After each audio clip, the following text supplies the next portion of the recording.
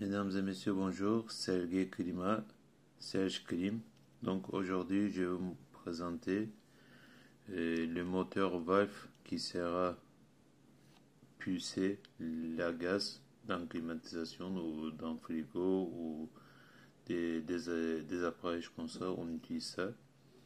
En fait, un côté il aspire, l'autre côté il éjecte la gaz pour régler la température, chaud, froid, etc. Tout ça. Donc c'est un petit moteur. Il y a différentes tailles aussi. Donc je vais montrer une chose. C'est détachable. En fait, de ce côté c'est magnétique et ça c'est un tube avec magnétique. On ouvre le vent ici, on ferme le vent ou on fait le réglage. Donc quand la climatisation chez vous il faut refroidisse pas ou il chauffe pas, un des rares cas, on va dire, où des erreurs des fautes, ça vient de ça. Mais c'est très rare. Pourquoi ça vient de ça? Parce que de temps en temps, les techniciens, quand ils essaient de mettre la gaz dans la climatisation, ils utilisent pas l'azote. Azote, il sert à quoi? Azote, en fait, il sert à nettoyer toutes les tuyauteries possibles dans le domaine de climatisation ou refroidissement, etc. Tout ça. D'un côté, vous devez vacuumer, c'est-à-dire il faut utiliser un appareil vacuum, et vous devez aspirer l'air avec azote. Et de l'autre côté, vous pouvez faire votre soudage ou vous pouvez faire remplir votre gaz, etc., etc. Donc les techniciens, ils savent mieux que moi, ça c'est sûr et certain. Mais notre sujet, c'est pas uniquement pour le moteur, il sert à quoi exactement, c'est pas notre sujet seulement, c'est ici parce que je vais vous présenter mon appareil pour diagnostiquer le moteur valve EEV, on appelle, très court. En fait, il se trouve dans une unité extérieure. Vous branchez sur la carte électronique. Mon appareil, il sert à quoi? Il sert exactement comme inverter fast checker qui fait les deux choses en même temps, c'est-à-dire vous débranchez le socket de valve moteur, vous branchez un de deux sockets qui est là. Par exemple, celui-ci, il rentre facilement ici, c'est adaptable, vous voyez. Et l'autre côté, c'est universel, c'est-à-dire des branchements universels, on peut réussir à faire avec ça. Donc, ce sera 5 pins, 6 pins, c'est-à-dire 5 câbles, 6 câbles, 4 câbles, 7 câbles, 8 câbles, ça ne change pas sur valve moteur. Vous avez 4 premiers câbles, vraiment, c'est nécessaire, parce qu'il y a des signaux, il y a des phases, neutres, etc. Tout ça.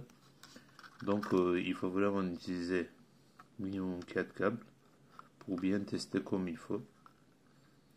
Donc, c'est tout simplement, vous débranchez le valve moteur de socket depuis la carte, vous branchez ici comme vous voyez, et puis le sortie de câble de mon appareil qui est là, vous branchez sur carte électronique où vous avez détaché le valve moteur.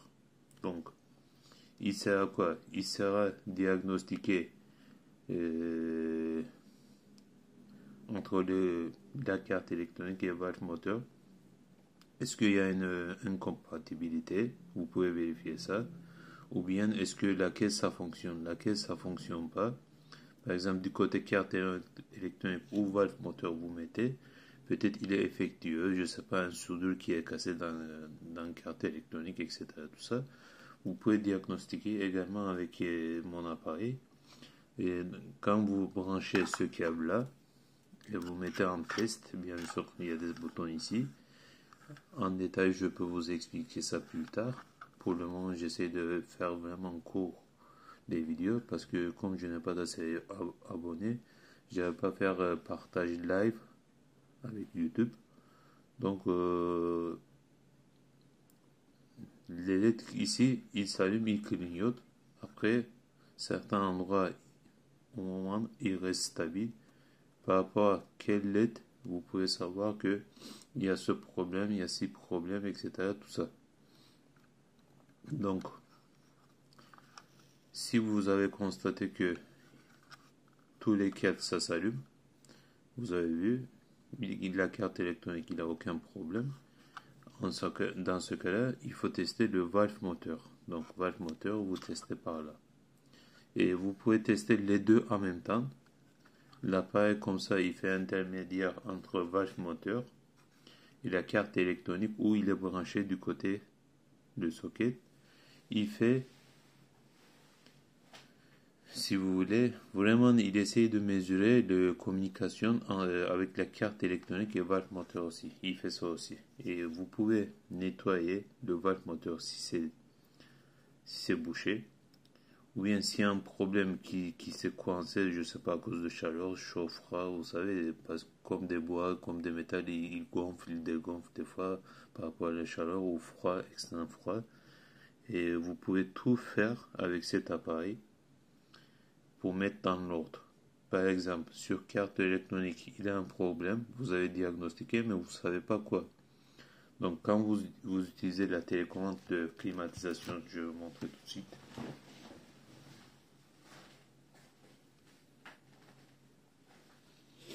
C'est ici. Vous avez bien sûr plusieurs endroits. Par exemple, il y a un mode ici. Vous avez sélectionné le mode froid. Vous avez fait le réglage le degré. Ça a commencé à fonctionner la clim unité intérieure. Mais il ne souffle pas chaleur, il souffle la température ambiante. Il y a plusieurs problèmes. Et la plupart du temps, il croit que c'est compresseur ou c'est la gaz. Mais ça peut être ça aussi. Donc, ou bien ça peut venir l'endroit qui est branché du côté carte électronique. Ça peut venir de là puisqu'il y a un réglage à faire. Quand vous mettez le 18, 16, 19, 20, je ne sais pas sur télécommande, il y a un équivalent de tour. En fait, il tourne, c'est un moteur. Il y a un équivalent par rapport à ce moteur. Par exemple, si vous voulez faire 16, il doit tourner en 3000 tours. Donc, s'il ne tourne pas 3000 tours, c'est-à-dire, vous ne pouvez pas avoir le froid. Donc, qu'est-ce qu'on peut faire? C'est très simple. On peut régler, c'est une solution provisoire bien sûr, le temps que vous ramenez les appareils, vous chargez, etc. Tout ça, ce genre de moteur. Vous pouvez régler avec ça et je vais vous montrer comment c'est fait. Parce que moi, j'ai réglé en 1500 tours mon moteur. Il va commencer depuis 3000 tours, il va baisser jusqu'à 0. Après, il va faire tourner à l'envers. Et il va s'arrêter au moment de 1500 tours. Entre temps, s'il y a une faute, il va se clignoter ici, un de ces là, ou bien il va arrêter de tourner ici, le moteur il va s'arrêter dans un numéro et vous allez comprendre à quoi il correspond. Parce que je vais vous envoyer à côté aussi en même temps la notice. En fait, pour l'instant ce n'est pas vendu, mais je veux juste vous présenter mes appareils comme ça. Donc il faut que je fasse certains tests aussi, mais il est presque fini. Donc comment on peut brancher? Vous avez un adapteur, je vais vous montrer tout de suite comme ça. 9 volts, ou bien ça peut être 12 volts, ou bien ça peut être 4 volts, ou bien ça peut être 5 volts, ça ne change pas. On peut faire fonctionner avec power bank, comme celui-ci. En général, moyenne, je vous conseille d'utiliser 9 volts, parce que les moteurs valve, il a besoin entre 9 volts et 12 volts. Au monde, il existe très peu d'exemplaires de ce genre de matériel, ou appareil, on va dire.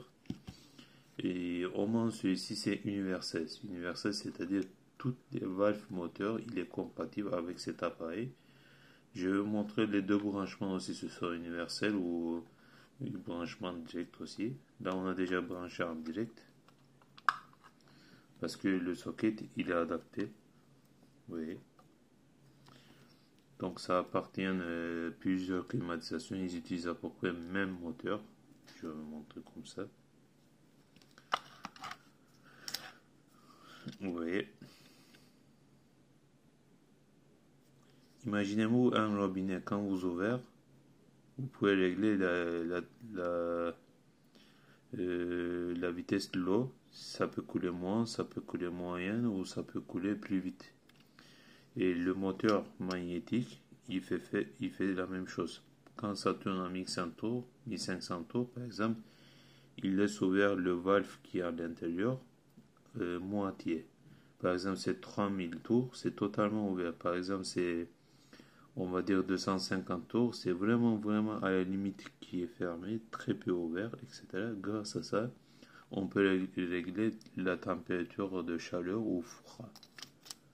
Donc, je vais vous montrer comment ça fonctionne. Déjà, on a branché le moteur. Comme je ne dispose pas pour le moment d'une carte électronique pour que je puisse brancher l'appareil, mais j'avais déjà partagé des vidéos, des photos sur mon page Facebook, Sergey Klima, S-E-R-G-E-K-L-I-M-A,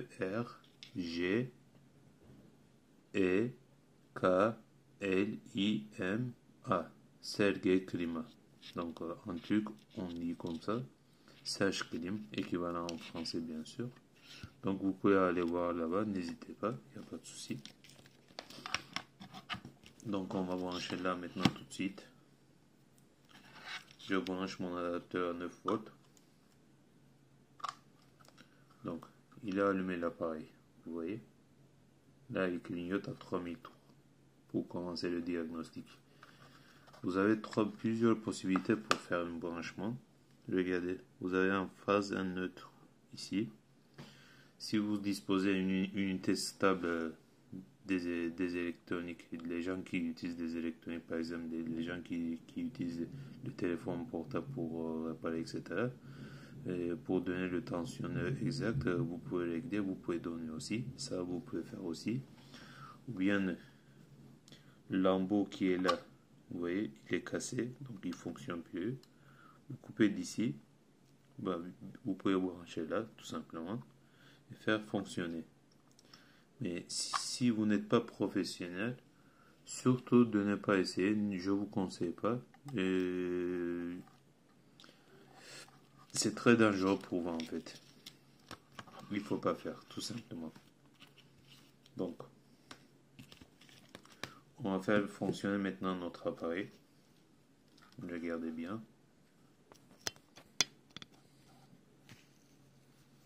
Vous voyez, je reste appuyé ici. C'est là. Vous voyez le 50. Il a commencé à fonctionner.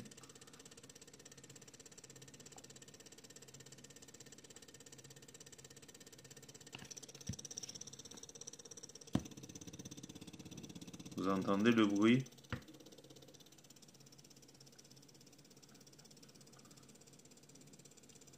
Là, on va retirer ça, on va voir qu'est-ce qui va se passer.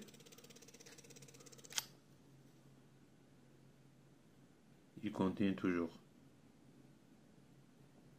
Parce que il fonctionne celui-ci. Donc, nous, on n'a pas besoin de ça pour tester notre moteur.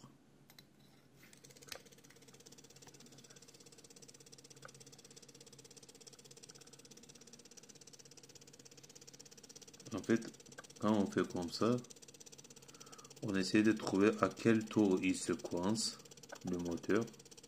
Est-ce qu'il est coincé ou il est effectueux ou il est juste il est sale, ça fonctionne pas très bien. On peut nettoyer, bien sûr, je vais vous montrer. En faisant le test, en même temps, il faut taper ici, comme ça, là, juste cet endroit-là, comme ça. Et toutes les saletés, ça va sortir. Et il faut bien sûr utiliser un pompe à vacuum, une machine à appareil spéciale dédiée pour vacuumer. Et on peut nettoyer, tout simplement. Là, il a recommencé à 0. Maintenant, il fait à l'envers. Et 1500 tours, il va s'arrêter.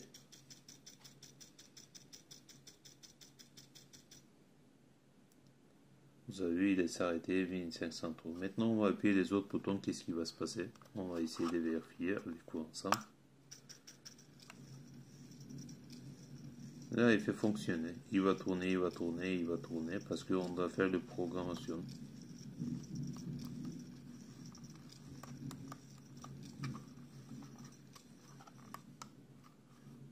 Là, on a arrêté.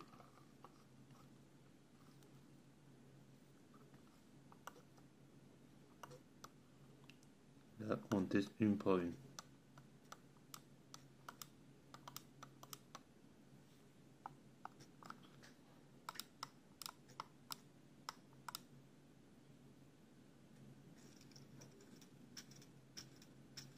Là, on nettoie. Vous voyez?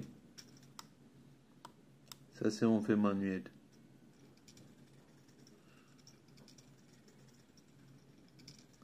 En fait, deux sens différents on utilise pour faire le test.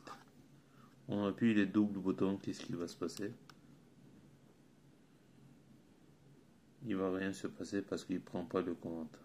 Donc chaque bouton a sa fonctionnalité. Maintenant, on reste appuyé ici. Il fait rien. Oui, tout simplement. Donc on appuie ici, ça commence. Quand on appuie ici, ça s'arrête. Quand on appuie ici, ça commence. En fait, ça, il faut, si vous voulez faire manuellement, il faut utiliser dans ce sens-là. Tout simplement. Bien sûr, il y aura d'autres fonctionnalités quand vous branchez sur la carte électronique aussi. Et on a des switches ici, si vous voyez bien.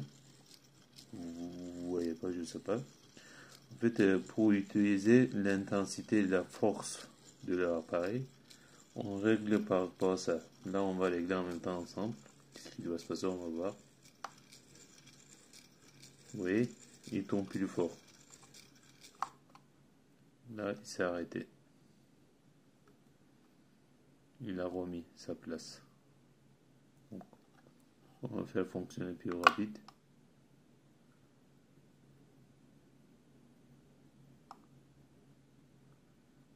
Là, ça c'est programmation.